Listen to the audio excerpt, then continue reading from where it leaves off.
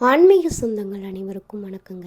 இன்னைக்கு நம்மளுடைய சேனலில் என்ன கோவிலுடைய வரலாறை பற்றி பார்க்க போகிறோம் அப்படின்னா, இது கோவில் இல்லை, இது ஒரு மர்மம் நிறைந்த இடம் அப்படின்னே கூட சொல்லலாங்க. அதாவது இந்த கோவில் கேரள மாநிலத்தில் இருக்கக்கூடிய திருவனந்தபுரத்தில் உள்ள பத்மநாப சுவாமி கோவிலுடைய வரலாற்றை பற்றி தான் நம்ம முழுமையாக இந்த வீடியோவில் தெரிஞ்சுக்க போகிறோம். அது மட்டும் இல்லாமல் இந்த கோவிலை பற்றி நீங்கள் நிறைய விஷயங்கள் அப்படின்றது கேள்விப்பட்டிருப்பீங்க.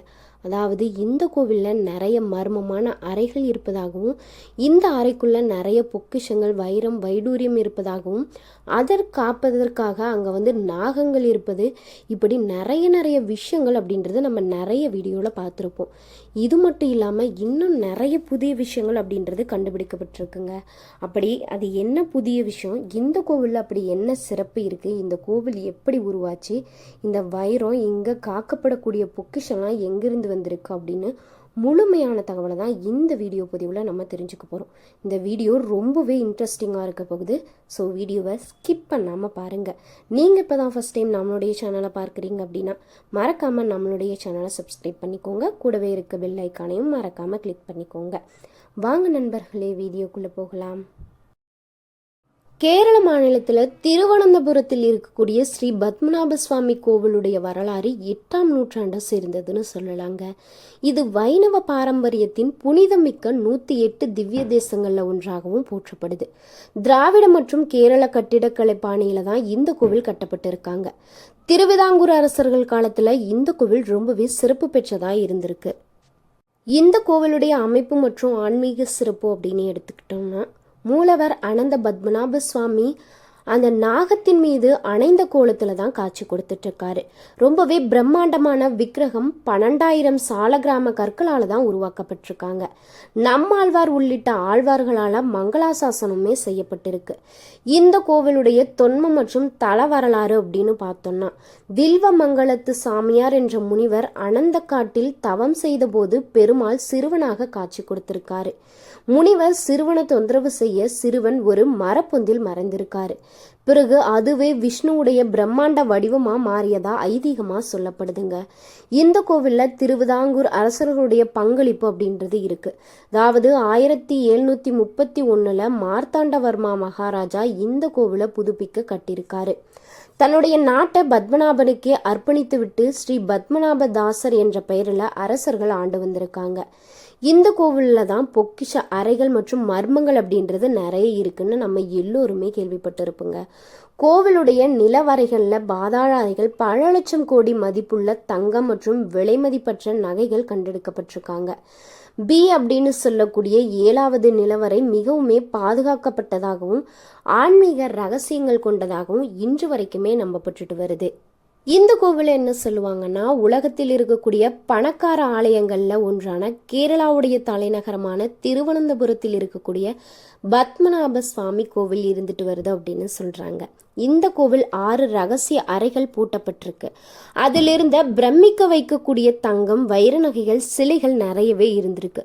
அந்த கோவில் மற்றும் அதோட ரகசிய அறைகளுடைய சிறப்பம்சம் அப்படின்னு நிறைய விஷயங்கள் சொல்லியிருக்காங்க. அதாவது இந்த கோவில்ல ஸ்ரீரங்கம் திருவள்ளுவர் போல பள்ளிக்கொண்ட குளத்துல தான் காட்சி கொடுக்கக்கூடியவர் பத்மநாப சுவாமி. பிரம்மாண்ட உருவத்துல பள்ளி கொண்டிருக்கும் சுவாமியை 3 வாசல் வழியா பார்க்க தலை, மார்பு, கால் பகுதியை பார்க்கக்கூடிய வண்ணத்துல தான் கோவிலுடைய கருவறை அப்படின்றது அமைக்கப்பட்டிருக்காங்க. 108 திவ்ய தேசங்கள்ல ஒன்றா இருக்கக்கூடிய இந்த கோவில் 260 ஆண்டுகளுக்கு முன்பு புனரமைத்து கும்பாபிஷேகம் செய்யப்பட்டதா குறிப்புகள்ல சொல்லப்பட்டிருக்கு. இந்த கோவில் திருவிதாங்கூர் சமஸ்தான குடும்பத்தினருடைய பரம்பரையா நிர்வகித்துமே வந்திருக்காங்க. கேரளாவுடைய தலைநகரம் தாங்க இந்த திருவனந்தபுரம். விஷ்ணு பெயரால பெயரிடப்பட்டிருக்கு. அதாவது அனந்த நகரம் அப்படின்னா நித்திய இறைவருடைய நகரம் அப்படின்னு ஒரு பொருள் இருக்கு. பத்மநாப சுவாமி அப்படின்னு சொல்லக்கூடிய இந்த கோவிலுடைய முதன்மை தெய்வமான விஷ்ணுவுடைய தொப்புளிலிருந்து பூக்கும் தாமரையின் மீது அமர்ந்திருக்கும் படைக்கும் கடவுளான பிரம்மாவின் தோற்றத்தை தான் கொண்டிருக்கு. இதனாலதான் பத்மநாப சுவாமி அப்படின்ற பெயர். இதில் பத்மா என்பது தாமரையும், நபா என்றால் தொப்புள் என்றும், சுவாமி இறைவன் என்றுமே பொருள் கொள்ளுறாங்க. இதனாலதான் இங்க பத்மநாப சுவாமி ஒரு சாய்ந்த அனந்த சயனம், அதாவது நித்திய தூக்கத்தின் நிலை, ஆதிசேஷா 5 தலை பாம்பு கொண்ட பாம்பு படுக்கையில் சயனம் கொண்டிருக்கிறாரு அப்படின்னு பொருள் சொல்கிறாங்க. இந்த பத்மநாப சுவாமி கோவிலில் தான் நிறைய ரகசிய அறைகள் இருக்குங்க. அதாவது கடந்த 2011ஆம் ஆண்டு இந்த கோவிலில் 6 ரகசிய அறைகள் இருந்தது கோவில் நிர்வாகத்தால் கண்டுபிடிக்கப்பட்டிருக்கு. இதை திறக்க உச்சநீதிமன்றத்திலையுமே இவங்க மனு தாக்கலுமே செஞ்சுருக்காங்க. இதுக்கப்புறமா இந்த கோவிலுடைய ரகசிய அறைகளை திறக்கவுமே உத்தரவிட்டிருக்காங்க. கோவிலில் இருக்கக்கூடிய FCD EF என 6 ரகசிய அறைகளில் முதல்ல ABC இந்த 3 அறைகளும் தான் திறக்கப்பட்டிருக்காங்க. அதில் C அறையில் கழுத்துக்குடம் 20, கைப்பிடியுடன் கூடிய தங்கக்குடம் 1, தங்க எழுத்தாணி 1, சிறிய தங்கக்குடங்கள் அப்படின்னு 340 கண்டுபிடிச்சிருக்காங்க. வெள்ளி விளக்குகள் 30, சிவன் நாகருடைய சிலைகள் 30 பால்கிண்டி, பல வகையான தங்க மோதிரங்கள், வளையல்கள், நெற்றி சுட்டி, இப்படி ஏராளமான பொருட்களுமே கிடைத்திருக்கு. எடுக்க எடுக்க நகைகள், பாத்திரங்கள் என வந்துக்கிட்டே இருந்திருக்கு. இதில் இருந்த ஒவ்வொன்றா திறந்து அதில் இருந்த தங்கம் வைரம் சிலைகளை இயந்திர தராசில் எடை போட்டதில் 450 கோடிக்கும் அதிகமான மதிப்பு இருக்கும் அப்படின்னுமே ஒரு குறிப்பிட்டு மதிப்பிட்டிருக்காங்க.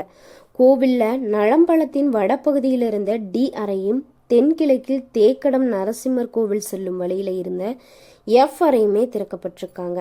அதே போல் ஒவ்வொரு அறையிலுமே பலாயிரம் கோடி மதிப்பிலான தங்கம், வைரம், வைடூரியம், தங்க பாத்திரங்கள், தங்க சுவாமி சிலைகள் இப்படி ஏராளமாக கிடைச்சிருக்கு. இதோட மதிப்பு ஒட்டுமொத்தமாக 1 லட்சம் கோடிக்கும் அதிகம் அப்படின்னுமே கணக்கிடப்பட்டிருக்காங்க. நம்மாழ்வார் மங்களாசாசனம் இந்த கோவிலுடைய நம்மாழ்வாருடைய பாடல்கள் 10வது நூற்றாண்டிலே இருந்ததற்கான சான்றுகளுமே இருக்குங்க. கெடும் இடராவெல்லாம் கேசவா எனும் நாளும் கொடுவினை செய்யும் கூற்றின் இந்த கூற்று தான் இங்கே கண்டுபிடிக்கப்பட்டிருக்காங்க அப்படின்னுமே சொல்லப்பட்டிருக்காங்க. இப்படி 130 ஆண்டுகளாக திறக்கப்படாமல் இருக்கக்கூடிய புதையல் பெட்டிகள், அறைகள், இப்படி இந்த கோவிலுடைய வரலாறு அப்படின்றது நம்மளை கண்டிப்பாக மலைக்க வைக்கக்கூடிய ஒரு விஷயமாக தாங்க இருக்குது. இந்த திருவிதாங்கூர் அரச பரம்பரையை சொத்துக்களை உரிமையாக கொண்டாடலாம் அப்படின்னு உச்சநீதிமன்றம் தீர்ப்புமே கொடுத்துருக்கு. அப்படிப்பட்ட கோவிலுடைய வரலாற்றை தான் நம்ம இங்கே பார்த்துட்ருக்கோம். இந்த கோவிலில் இருக்கக்கூடிய சிலை, மூலிகைகள், ரெசின் மற்றும் மணல் கலவையை கொண்ட கடு சர்க்கரா எனும் அஷ்டபந்தன கலவையால் தான் பிரதிஷ்டையுமே செஞ்சுருக்காங்க. ஃபஸ்ட்டு இந்த கோவில் முதல் இழுப்பை மரத்தினால தான் கட்டப்பட்டிருக்காங்க. ஆனால் அதற்கு அப்புறமா கிரானைட் கற்களால் மாற்றி அமைக்கப்பட்டிருக்காங்க.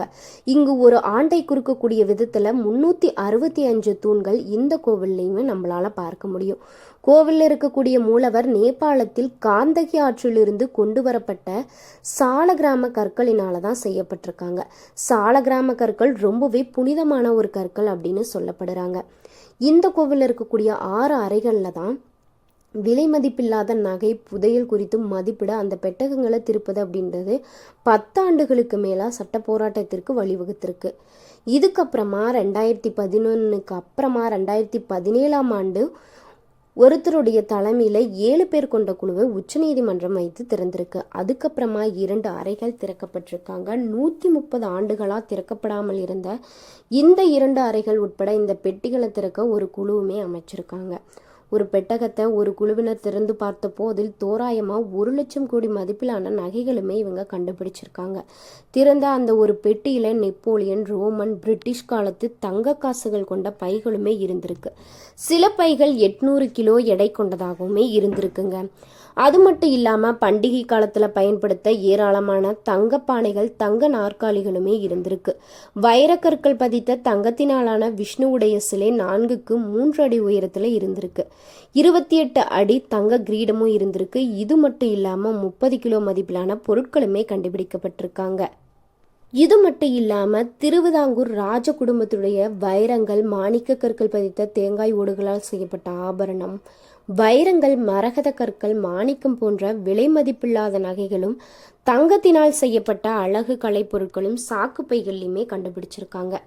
திருவிதாங்கூர் ராஜ குடும்பம் குறித்து திருநாள் மார்த்தாண்டவர்மா சொல்கிறத பார்த்தோம் அப்படின்னா, நாட்டில் பழமையான அரசு குடும்பங்களில் நாங்களுமே ஒரு குடும்பம். எங்கள் வாழ்வையே இந்த பத்மநாப சுவாமிக்கு அர்ப்பணித்து விட்டோம். நாங்கள் வெறும் காலுடனே கோவிலுக்கு நுழைகிறோம்.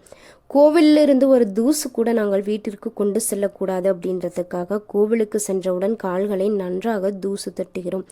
தானியங்கள் உள்பட கோவிலில் இருக்கக்கூடிய அனைத்தும் பத்மநாபனுக்கே சொந்தம் அப்படின்னு சொல்றாங்க. இது மட்டும் இல்லாம 1870ஆம் ஆண்டு முதல் திருவிதாங்கூர் அரச பரம்பரையின் குடும்ப உறுப்பினர்கள் கண்டுபிடிக்கப்பட்டிருக்காங்க. அவங்கள முதல்ல ஐயன் அடிகள் திருவாதீர் அப்படின்னு சொல்லப்படுறாங்க. 1950ஆம் ஆண்டு அரசடு பரம்பரையின் கிரீடத்தை சுவாமிக்கு அர்ப்பணிச்சிருக்காங்க. இதன் மூலம் சுவாமியே மகாராஜா ராஜவம்சத்தினர் அனைவரும் அவருடைய சேவகர்கள் அப்படின்றத உணர்த்துவதற்காக அவர்கள் இதுபோல் செஞ்சுருக்காங்க. இப்படிப்பட்ட சிறப்புமிக்க கோவிலுடைய வரலாற்றை கேட்குறப்போ நம்மளுக்கு ரொம்பவே மெய்சிலிருக்க வைக்க இந்த வீடியோவானது உங்களுக்கு ரொம்பவே யூஸ்ஃபுல்லாகவும் இன்ட்ரெஸ்டிங்காகவும் இருந்திருக்குன்னு நம்புகிறேன். இதே மாதிரி வேற ஏதாவது கோவிலுடைய வரலாறு உங்களுக்கு மர்மங்கள் தெரியணும் அப்படின்னா மறக்காமல் கமெண்ட் பாக்ஸில் பதிவிடுங்க.